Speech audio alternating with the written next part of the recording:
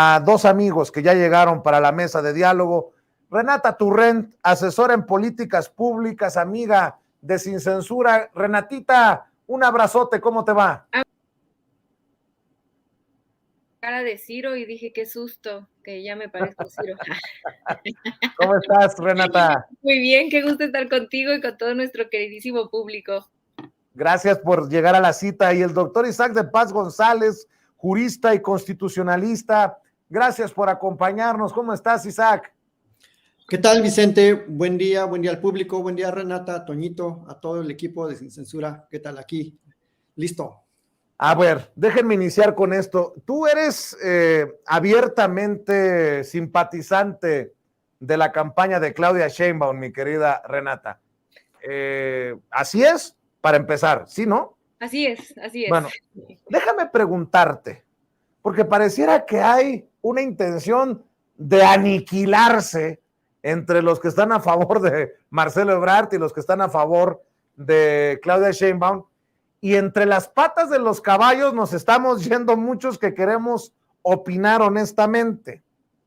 Sobre todo luego de este video que surge del Consejo Nacional de Morena, en donde se ve a Claudia Sheinbaum pues reclamarle fuerte al presidente del Consejo, el gobernador de Sonora, Alfonso Durazo.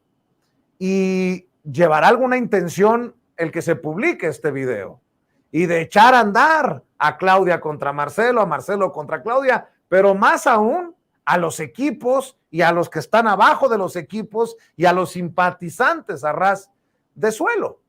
No vayamos muy lejos. El grito de piso parejo a la entrada del hotel el domingo, pues muchos lo consideran una provocación, un ataque a Claudia Sheinbaum. Creo que se les había pedido ir sin simpatizantes o invitados y bueno, ocurrió lo que ocurrió. Pero a mí me preocupa mucho, querida Renata, que si uno publica, por ejemplo, con Contralínea, el expediente que Marcelo Ebrard quiere desaparecer por cosas que no ha explicado, ya te pagó Claudia.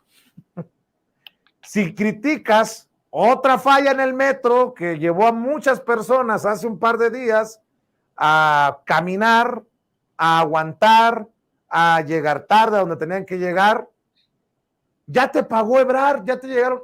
O sea, uno no puede opinar, uno no puede, pareciera, pues, ser parte de este gran debate. Y ojo, apenas esto va iniciando. ¿Cómo lo ves tú? Te lo pregunto sinceramente, ¿cómo ves tú? ¿O lo percibes de otra manera? ¿Qué está pasando? Así lo veo yo. Quiero escuchar tus comentarios, tus opiniones, Renata. Absolutamente. Yo, en primer lugar, agradezco muchísimo el espacio en específico para platicar de este tema porque considero que es muy relevante. A mí lo primero que me gustaría empezar diciendo es que, por lo menos en esta servidora, jamás en la vida me van a escuchar hablar mal de un compañero. Jamás en la vida. Ni del compañero Marcelo, ni del compañero Adán. A pesar de que yo tenga afinidad ideológica con Claudia Sheinbaum, yo considero que Marcelo Ebrard podría ser, es un gran compañero, fue un gran secretario un gran canciller, un secretario se me barrió la cabeza. De Relaciones Exteriores. De Relaciones Exteriores. Adán Augusto ha sido un grandísimo secretario de Gobernación.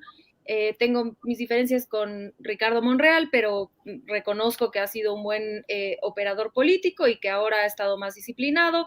El compañero Noroña, creo que ha sido en específico en estos momentos de tanta, pues hay discusiones ríspidas y ha sido extremadamente respetuoso, y a él en específico quisiera yo reconocerle esa disciplina.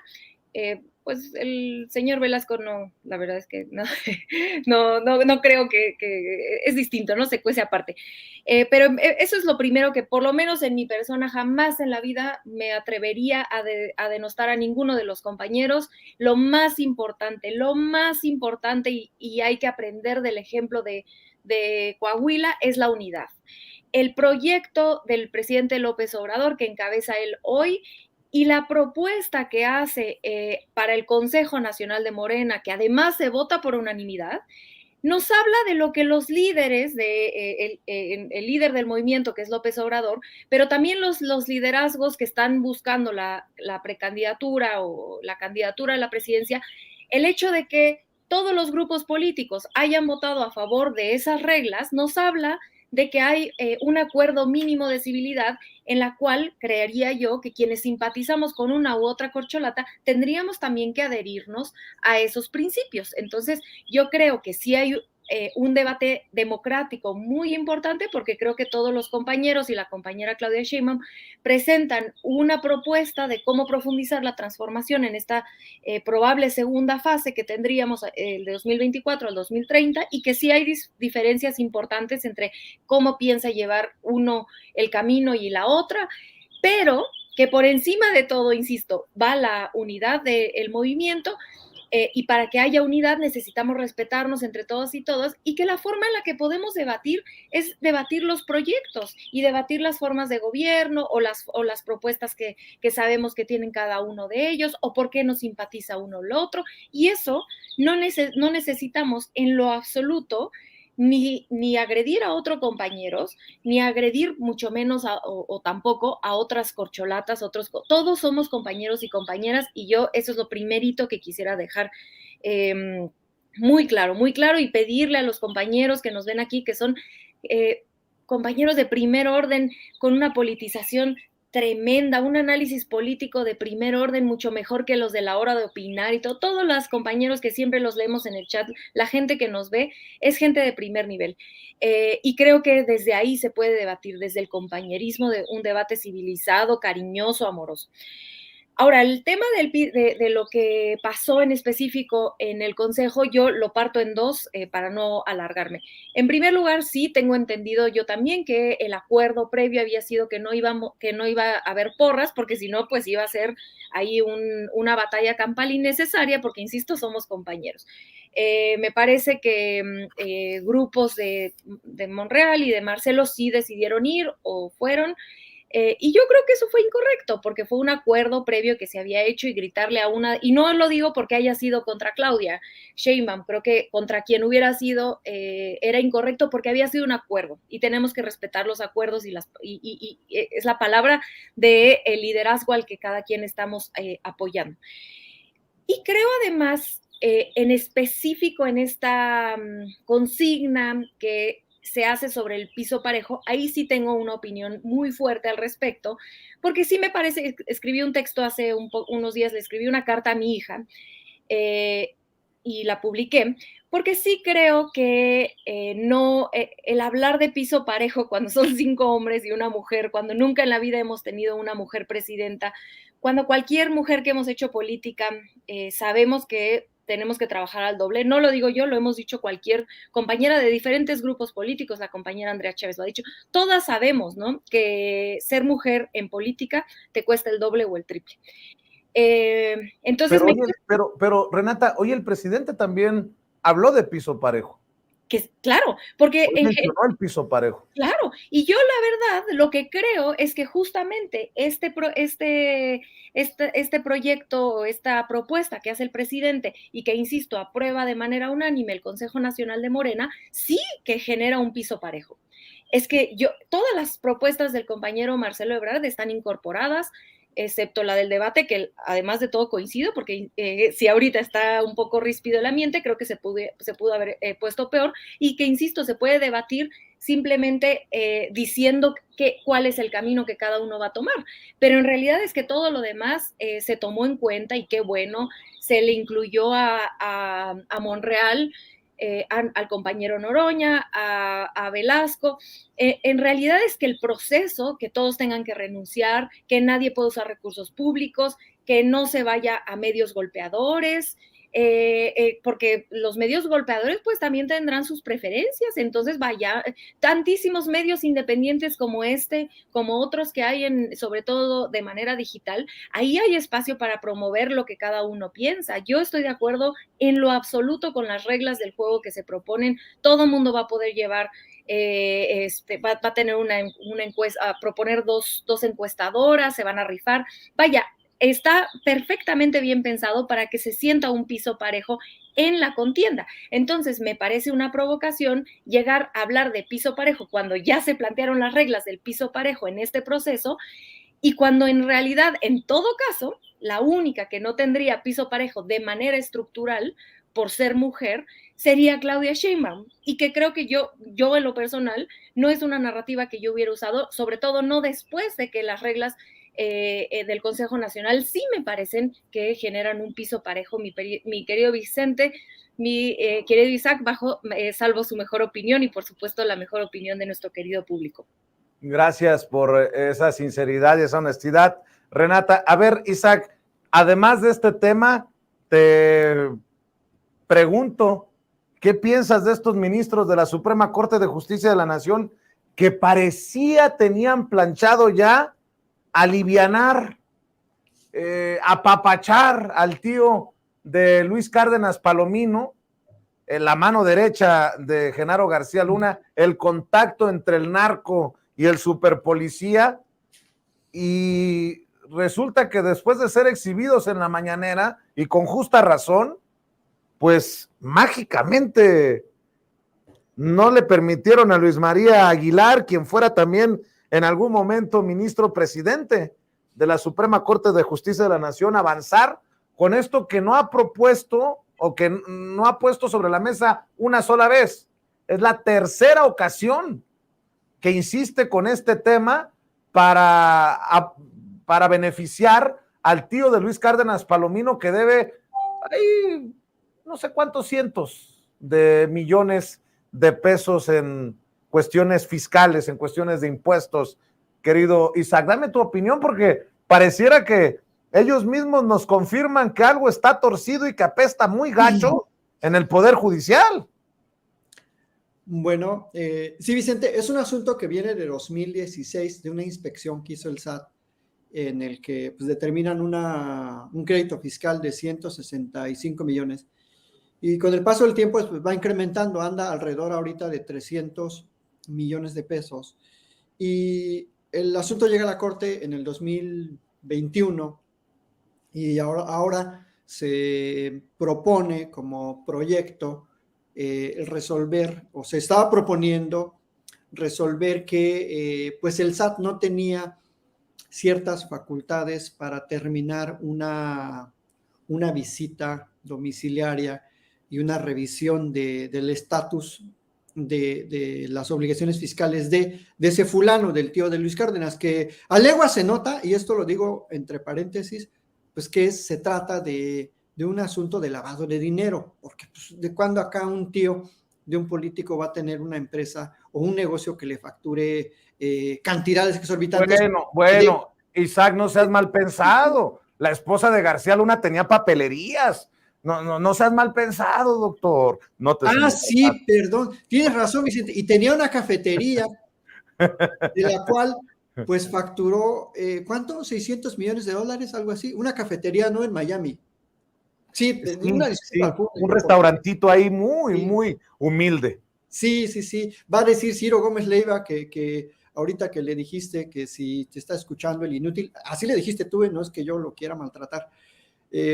Sí, es verdad. Ciro Gómez Leiva diría que las cafeterías son un negociazo, ¿no? Dejan facturas de 600 millones de dólares ahí en Miami, ¿no? En alguna zona hotelera de Miami. Entonces, el proyecto venía en ese sentido de invalidar como los actos que hizo el SAT. Y claro que se trata de la segunda sala, no fue el pleno de la Suprema Corte. La Suprema Corte, el pleno son los 11 ministros y ministras, y las salas primera y segunda funcionan 5 y 5 por separado, por tipos de asuntos. Y pues le invalidaron el proyecto y lo va a replantear. Cayó el proyecto ahora en manos de la ministra Loreta Ortiz Alf. Entonces ella va a replantear el proyecto y seguramente va a emitirlo en el sentido de que pues, es una visita legal, fueron actos legales, válidos a la luz de la Constitución, y van a invalidar que este señor se quiera salir con la suya para evadir sus obligaciones fiscales y pagar, tiene que pagar la multa. Ya viendo el macro, como lo dijo el presidente, en la mañanera, no es que se tratara nada más de este asunto del tío de Luis Cárdenas. Los precedentes de la Corte pueden generar un efecto dominó, por su nombre lo dice. Si ya se resolvió en un sentido un juicio, pues ahora los juicios que sigan tendrán que seguir esa línea. Ese es lo preocupante y ese es el gane que dijo el presidente en la mañana, ¿no? No estamos ahorrando un problema de alrededor de 10,000 millones de pesos. Y ahí creo que sí la Corte, como está más sujeta al escrutinio público, pues sí, por supuesto que toma en consideración también el juicio valorativo de la autoridad fiscal, en este caso el presidente de la República, porque pues no se trata de 2 pesitos, se trata de presupuestos grandísimos que, por ejemplo, 10,000 millones es lo que podría decirte sirve para financiar, no sé, la educación como de 200,000 estudiantes en las universidades, por ejemplo, para pagar todo, sueldos, lo que se gasta en una universidad, es alrededor de 5,000 millones de pesos. Entonces, si juntas una como la nuestra, la Autónoma de Baja California, pues a ese nivel son los boquetes fiscales que dejan este tipo de asuntos y este tipo de comportamientos que en otro momento histórico no se juzgaban de esa manera. Todo era a favor de esos evasores fiscales y todo era a favor de lavado de dinero. Entonces ahora, como hay un cambio de régimen, un cambio de visión, pues por eso alcanza el dinero, por eso el peso está fuerte, por eso hay indicadores solventes macro y microeconómicos. Entonces, sí es muy importante lo que dice la Corte en este caso y lo que desde la opinión pública y también la opinión del presidente, pues genera un efecto para que revaloren lo que están decidiendo, sobre todo cuando se trata de dinero, ¿no? Que es lo que más nos importa como contribuyentes y para que ese dinero sea usado en los programas sociales, Vicente. Y bueno, ya si me permites opinar del tema anterior, yo creo que estamos viendo, sí, como dijo el presidente, demasiado calor, pero yo quisiera, y el público yo creo que también, no sé si estén de acuerdo conmigo, queremos ver el análisis, el diagnóstico, las propuestas de trabajo. No queremos ver esos rollos ahí de pleitillos, pues sí, como si fuera una cantina política. Queremos ver análisis de política pública, diagnóstico, planes, hacia dónde vamos, en dónde estamos. Mejor el presidente ya está escribiendo su otro libro, ya dijo que el último libro, y estos están ahí disputándose algo que todavía ni siquiera saben realmente qué va a pasar. Y yo más que debates, más que ese argüende, quiero ver un plan de trabajo. El presidente tenía un plan de trabajo, tenía ya un equipo de trabajo, ya sabíamos más o menos quiénes iban a ir hacia qué lado. Y eso creo que no lo está haciendo ninguna de las famosas corcholatas. Entonces, más que rollo político, convenciones y reuniones, quiero ver, en los planes, hacia dónde vamos a ir en la agenda legislativa, en la agenda de la política pública, en las siguientes obras, qué hay de pendientes, qué se queda para el tintero, cuáles son los retos inmediatos en materia fiscal, en materia de inseguridad. Y eso creo que nos están quedando de ver todos. Andan muy preocupados por la foto, por el qué dijo y qué no dijo, y creo que no están siguiendo para nada la templanza, la serenidad, el buen trato que siempre tuvo el presidente López Obrador cuando era precandidato, incluso cuando ni siquiera todavía era precandidato, cuando era simplemente un opositor líder de un movimiento. Y eso creo que las 4 o 5, no sé cuántas haya, nos están quedando a deber muchísimo. Y creo que no están entendiendo las lecturas del presidente. Creo que sí les hace falta mucho acercarse al pensamiento y a la praxis política del presidente López Obrador. Creo que ahí no sé qué va a pasar, pero yo sí veo una emisión desmedida, ¿no? Ya unos tiempos, diría Bauman, muy líquidos, muy todo es del momento, y creo que habría que tomárselo con más calma para que reflexionen y nos ofrezcan una verdadera propuesta de trabajo, porque si no, pues ya saben que la tienen ganada y va a pasar lo que está pasando ya en algunos municipios y estados, que se vota en blanco a favor de la 4T y luego no responden a las expectativas. Hasta aquí dejaría ese comentario, Vicente.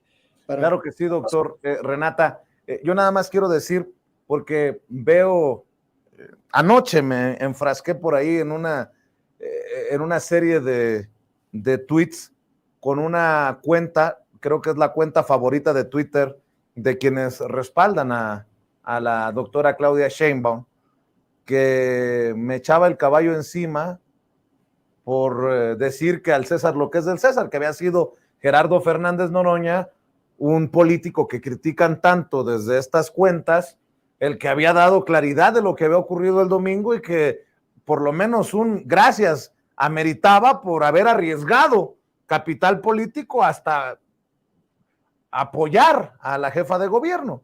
Pues me cayeron encima. Yo nada más les voy a recordar que aquí en Sin Censura TV hay espacios que conducen compañeras y compañeros que abiertamente han dicho que respaldan a la jefa de gobierno Claudia Sheinbaum. Está el caso de las morras, de Beth Castillo y de Camila Martínez. Y hay compañeros y compañeras que abiertamente respaldan las aspiraciones de Adán Augusto López Hernández, como Itzul Barrera, como Marcelino Gómez Brenes.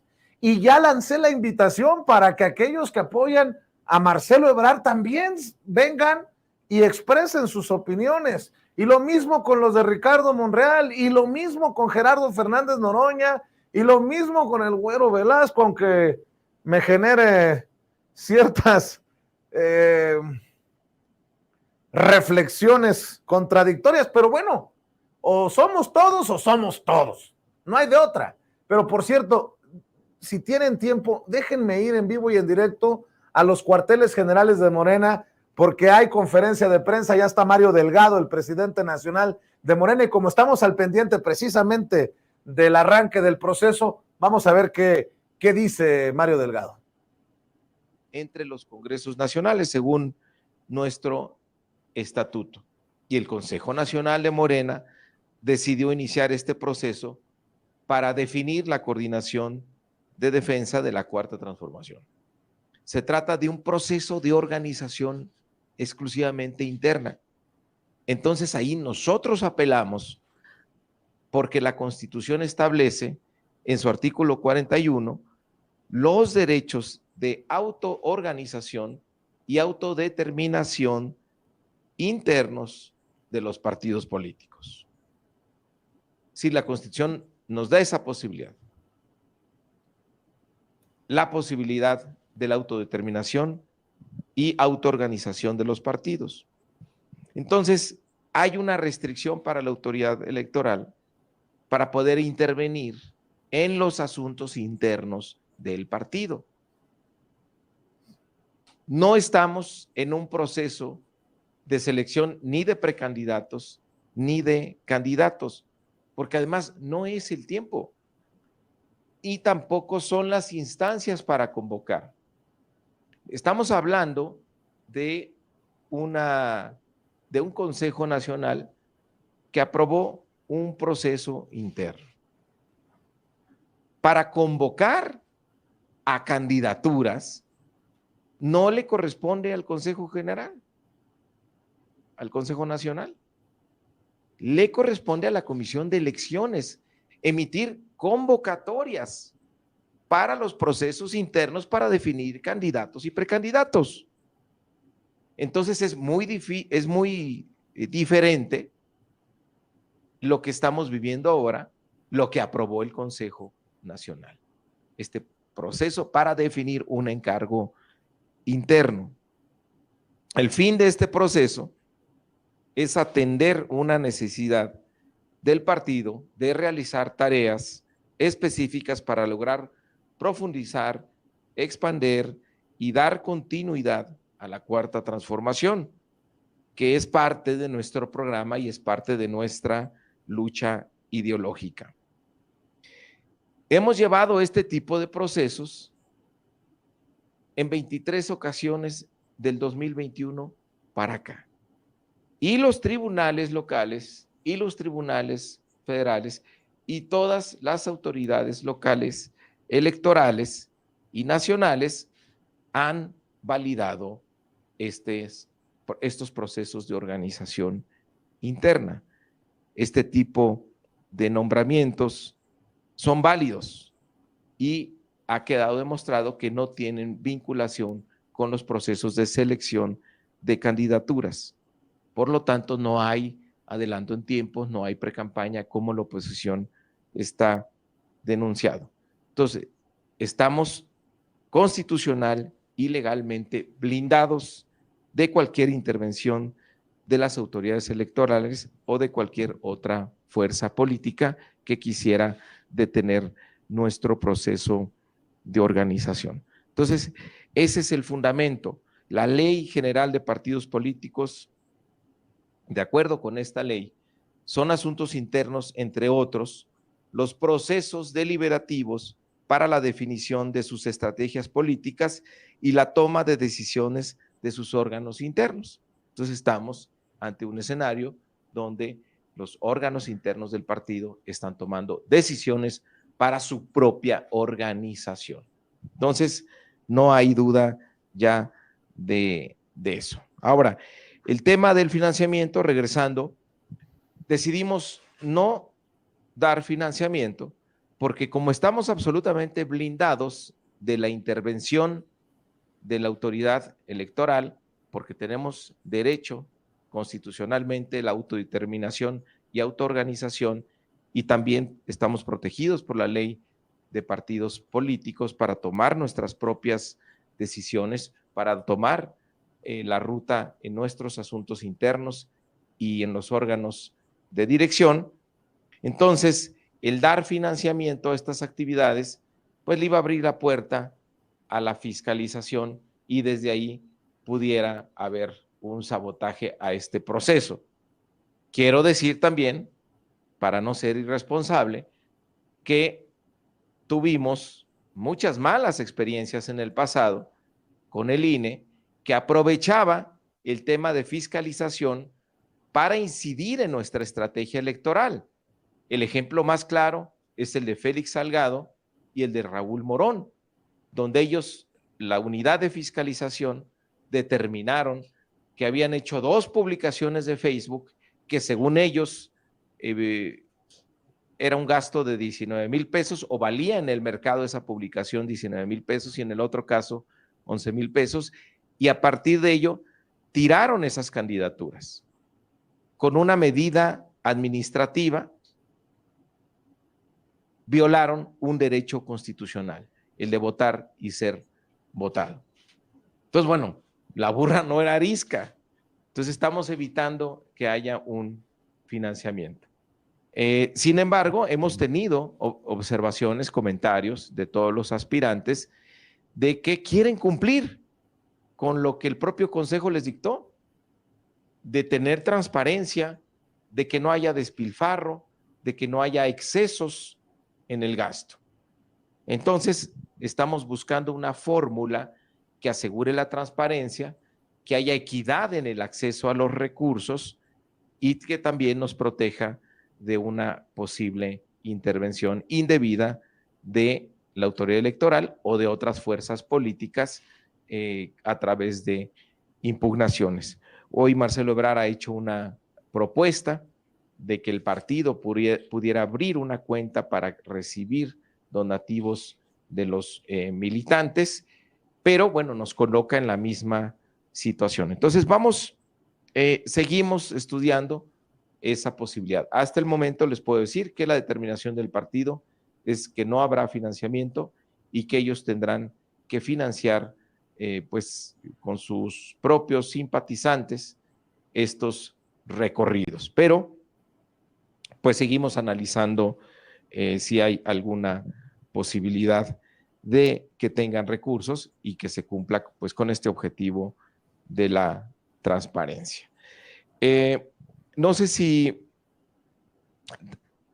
a ver, la presentación que hicimos el día domingo, donde muy rápido describíamos el proceso, si quieren le damos un repasón por si alguno de ustedes tiene alguna duda. Bueno, pues el tema de las encuestas está muy claro. Esto ahora que J. Cole decía, yo quiero participar, ¿por qué no puede participar J. Cole? porque el Consejo Nacional invitó, fue por invitación, y se votó que fueran solamente Marcelo Ebrard, Adán Augusto, Ricardo Monreal y Claudia Sheinbaum, y abrir 2 espacios para nuestros aliados, para el Partido del Trabajo y para el Partido Verde. ¿Qué dice el mandato del Consejo Nacional? En las encuestas participarán un máximo de 6 personas.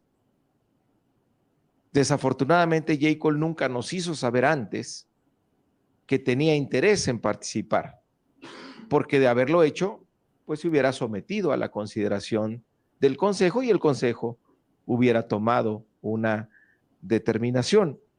Pero esto ya fue votado, ya es una decisión.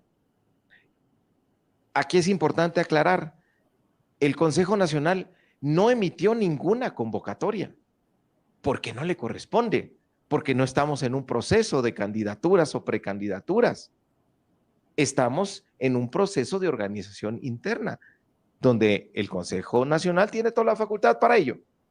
Pero si estuviéramos hablando de candidaturas, y ahí sí tiene razón Jacob, que no se le puede limitar el derecho a la participación, sería una convocatoria de la Comisión de Elecciones, que no es el caso. Por lo tanto, no es posible la participación de Jacob, como quedó claro el domingo. Las Adelante. palabras, Bueno, las fechas las ustedes ya las declaraciones conocen. de Mario Iniciamos los Delgado registros. en vivo y en directo en Sin Censura, y creo que también hay comentarios, opiniones, tanto de Renata como Isaac, si así lo deciden, sobre estas declaraciones de Mario Delgado. Mario Delgado, de hecho, se entera del anuncio de Jacob Polensky mientras grabábamos una entrevista hace un par de días, y él me decía, pues no, creo que no estaba al pendiente de lo que se decidió en el Consejo. No, no y no, ha dicho Mario Delgado, a abrir a una 7ª corcholata, si me permiten la expresión, a una 7ª aspirante, como lo ha pedido Jacob Polensky. Creo que acaba de hacer una explicación clara del por qué. Y los dineros, otro tema muy importante por la transparencia. Marcelo Ebrard esta mañana ya hacía una propuesta, esta es la propuesta que hizo Marcelo Ebrard, no sé si la tengas, mi querido David, sobre básicamente pedirle a Morena que les abriera una cuenta bancaria. A esto se refería Mario Delgado en vivo y en directo en la conferencia de prensa que le estábamos mostrando aquí en Sin Censura. De 5,000 pesos. Toda vez que se trata de un proceso interno para una posición de carácter partidista, no estamos en una campaña. Es un recorrido, pero los recorridos cuestan. Entonces, por eso tiene que haber transparencia, claridad de cuánto nos está gastando y por cuál la tiene. Esta medida permitiría garantizar los principios de transparencia, legalidad, austeridad y de imparcialidad. El día de ayer yo firmé y después le di lectura, y así lo harán todas y todos los que se apunten para este recorrido y la encuesta que se llevará a cabo. Al contar con un número de cuentas otorgado por el partido, pues se puede fácilmente identificar cuál es el origen. Bueno, esa es la propuesta de Marcelo Ebrard, que Morena les provea a los aspirantes la cuenta bancaria y que se le ponga un tope a las aportaciones que puedan recibir. Dice Mario Delgado, no se puede, al menos por el momento queda rechazada la propuesta de Marcelo Ebrard. Mi querida Renata, tú estás al pendiente, ¿qué piensas de lo que dice Mario y de todo lo que surge en torno al arranque, pues, de la contienda, del proceso interno rumbo al 6 de septiembre? Bueno, es interesantísimo lo que está pasando. Definitivamente son tiempos muy hermosos para vivir. Yo, muy brevemente, sí me gustaría empezar un poco retomando la conversación anterior, antes de que viéramos a Mario Delgado, y también leyendo en el chat a los compañeros y las compañeras, recordar que el adversario está afuera, el adversario son las Lili Telles, la gente que nos metería a la cárcel, a muchos de nosotros nada más por inventarnos cosas, ¿no? Aquí adentro somos compañeros y compañeras, y yo en lo personal, insisto, por más que yo tenga mi afinidad ideológica con Claudia Sheinbaum, yo estaré apoyando a quien gane la encuesta, porque creo profundamente en el proceso interno de Morena, creo en el Consejo Nacional, y ese creo que tiene que ser la base, ¿no? Independientemente de si es Claudia o no es Claudia, quien acabe ganando esa encuesta, ese proceso, ahí estaré apoyando a ese candidato o candidata. Y bueno, ahora sí, un poco entrándole a lo que dice Mario Delgado, yo en primer lugar quisiera decir que estoy totalmente de acuerdo y es totalmente entendible la decisión que se hace alrededor de J. Cole, porque justamente lo que menciona Mario Delgado, si hubiera querido antes de hacerlo, pues lo hubiera manifestado, y lo que se firma en el Consejo Nacional es muy interesante y muy sabio, que dice, las personas que están hoy en la lista de Morena, que son estos 4 candidatos, están ahí porque es incuestionable su liderazgo y que están hasta arriba en las encuestas como liderazgos internos de Morena. Entonces, estos son los 4 que nosotros vamos a invitar al proceso.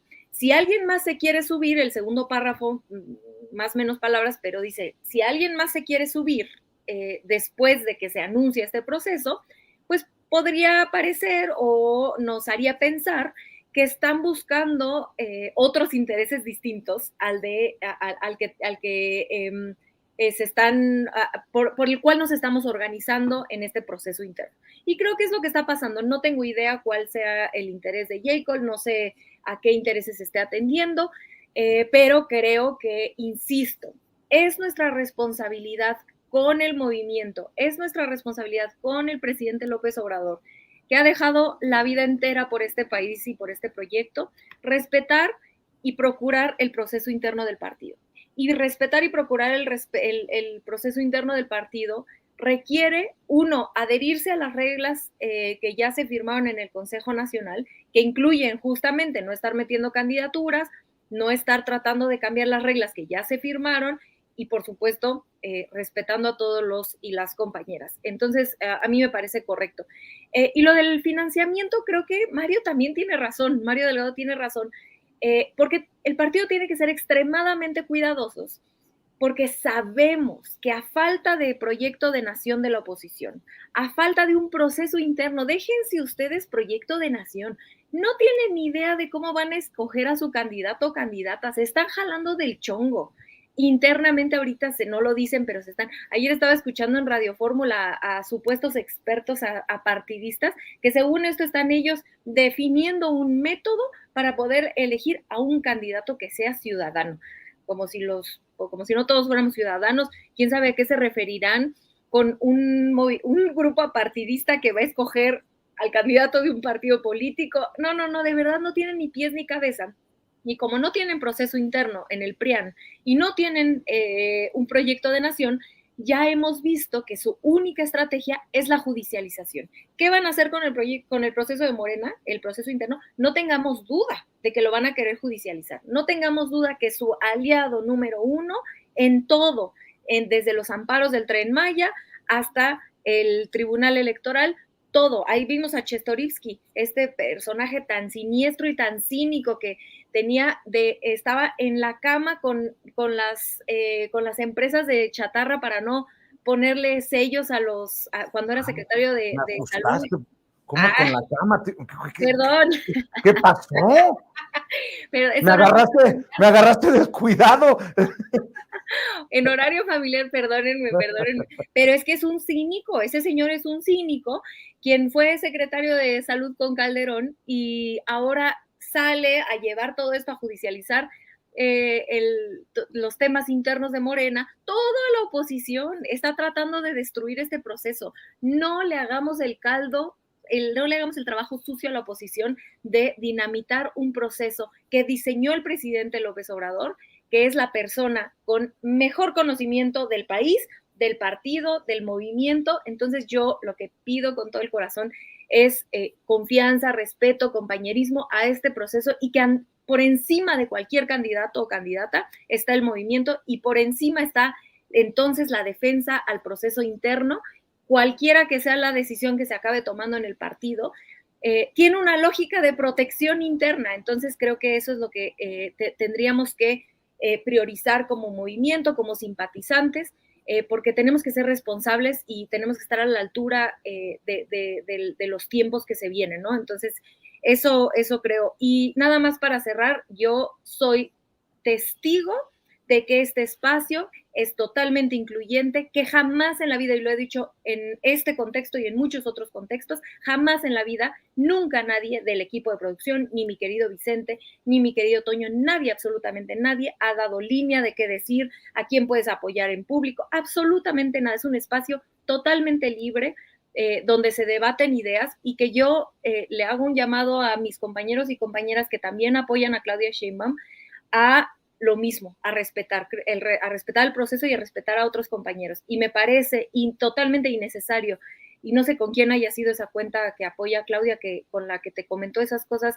que coincido totalmente contigo. El compañero Noroña se ha portado a la altura, ha sido un compañero a la altura, jamás ha traicionado, siempre ha estado ahí.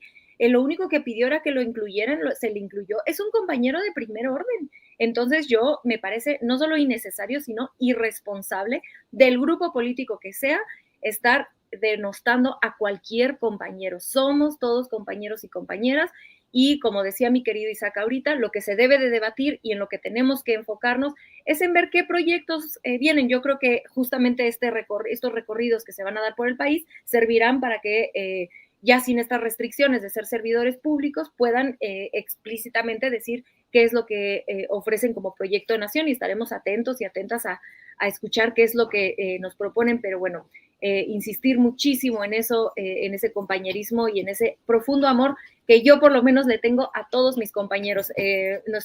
Mi amigo Toño Atolini siempre dicen, no hay nada mejor en el mundo que para un obradorista que otro obradorista, y así lo creo, así lo entiendo, y creo que por ahí tenemos que hacer política y estar a la altura del presidente López Obrador y de este grandísimo movimiento, y sobre todo a la altura del pueblo de México, mi querido Vicente.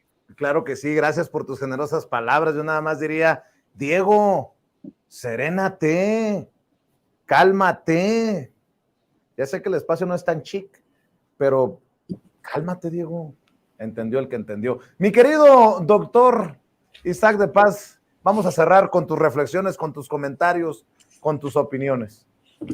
Gracias, estimado Vicente, Renata. Pues yo creo que les queda un gran trabajo inmediato a la 4T, a las corcholatas, al mismísimo Mario Delgado, mal querido casi por la mayor parte de la gente, algunos sí lo estiman, para cuidar precisamente en no transgredir las reglas electorales, en no dar pie para que la oposición empiece a promover recursos, promover acciones administrativas ante el INE o judiciales ante la sala para pues empezar a dinamitar la elección, porque como bien lo acaba de mencionar Renata, al no tener un proyecto, al no tener una estrategia clara, ni siquiera un método para definir a su posible candidata o candidato, los opositores le van a tirar en el 2024 a invalidar la elección.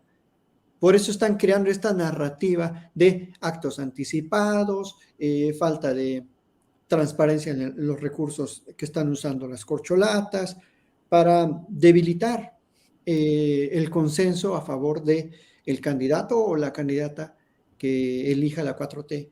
Y con eso debilitar la elección, el proceso en sí. No van a poder hacer nada con el resultado. Desde mi punto de vista, este partido ya lo tiene perdido la oposición, pero sí van a debilitar al siguiente titular de la presidencia de la República o a la siguiente, para precisamente del 2024 al 2030 seguir creando esa narrativa. Y la mala noticia es que ya no va a haber una persona con la misma coherencia, con el conocimiento político, histórico, filosófico y hasta popular, porque hasta en eso se los lleva de calle el presidente López Obrador, de defender el proyecto de nación.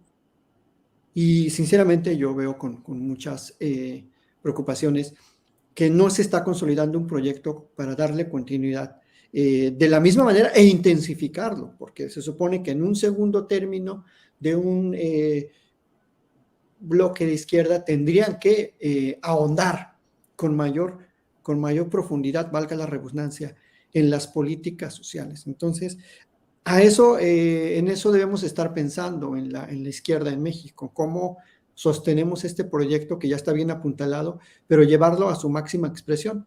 Y eso implica cuidar todos los flancos, hasta el flanco jurídico, porque ¿qué es posible que Mario Delgado pues, no sepa bien a bien y que Marcelo Ebrard haga estas propuestas totalmente fuera de orden jurídico?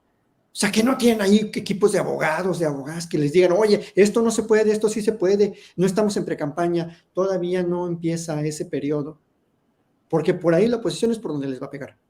Pero bueno, aquí dejo mi intervención. Muchísimas gracias por el espacio, Vicente, y pues un saludo a toda la gente que se conecta desde todos lados, mayormente pues de México y Estados Unidos, pero también de otras partes del mundo. Yo estoy muy contento, secundo a Renata Torrent, con la objetividad con que Vicente nos invita, con la neutralidad, con la amplia libertad de la que gozamos quienes intervenimos en censura. Así que, pues muchísimas gracias y a seguirle en estos tiempos, como dice el presidente, estelares de la historia de México. Muchísimas gracias, doctor. Que tengan excelente tarde. ¿Por qué no cerramos invitando a la audiencia a tus redes sociales, doctor? Sí, claro que sí, muchas gracias. Síganme en Twitter, en @IsaacDePaz y en YouTube, en Isaac de Paz González. Y pues muchísimas gracias. Saludo a Renata y a toda la parvada de Sin Censura, que siempre estamos aquí muy, muy atentos, tanto dentro o fuera de la pantalla. Así que muchísimas gracias. Te mando un abrazo hasta la querida Baja California, doctor. Y Renatita, ¿por qué no cerramos también invitando a la audiencia para que esté al pendiente de lo que publicas, de lo que haces en redes sociales?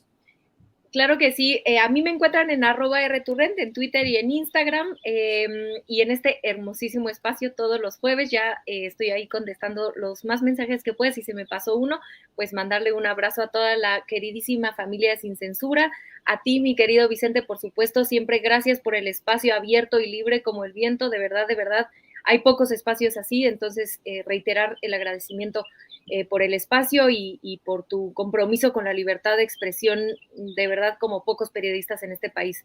Te admiramos muchísimo. Y a mi querido doctor Isaac también un fuerte abrazo por su siempre seriedad y es de los pocos abogados que tenemos con esa dimensión social y ese afán por procurar la justicia. Es un verdadero placer estar con ustedes dos y por supuesto con la audiencia, mandarles un abrazo muy fuerte a los dos y a la audiencia. Buenas tardes. Nos vemos al rato en las redes sociales, Renata, para seguir hablando sin pelos en la lengua, sin censura. Cuídate, Renata, cuídate, Isaac, un abrazo.